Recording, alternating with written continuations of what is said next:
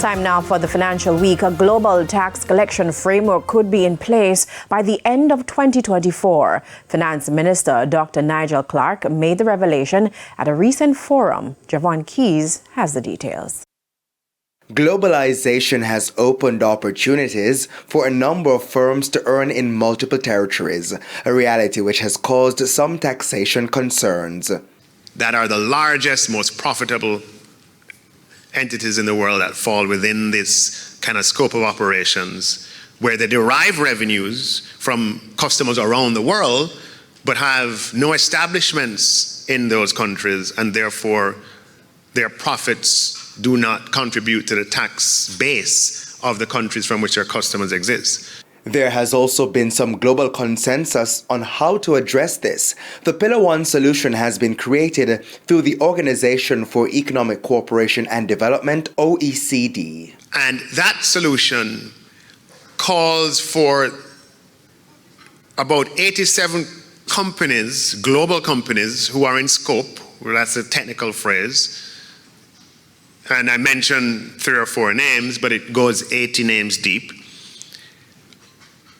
On an annual basis, there will be a mechanism to reallocate the profits, the taxing rights on the profits that they generate globally to all countries around the world. Once accepted, more than $200 billion in tax revenues could be distributed to signatories across the world from a number of multinational firms. The finance minister says as the pact is being finalized, countries could begin signing on to the treaty as soon as this quarter. We have 138 countries who have agreed in principle, and the multilateral convention that will give legal effect to these arrangements, the treaty will be open for signing in September, and countries will have through all of 2024 to sign this treaty.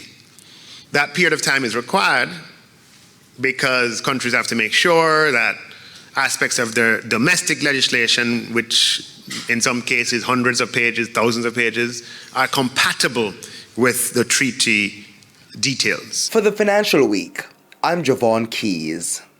Banks and cambios are selling the US dollar for an average $155.68. $118.08 is the going rate for the Canadian dollar. The average cost for the pound is $201.15, while it's costing $175.09 for the euro.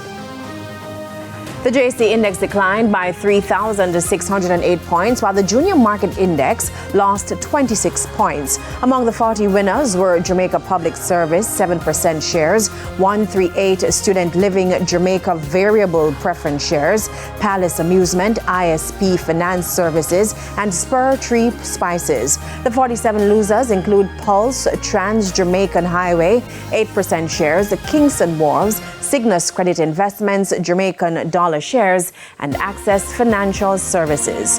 14 stocks traded firm. And that's the financial week. Coming up next, news from overseas and the bite of the week. Please stay with us.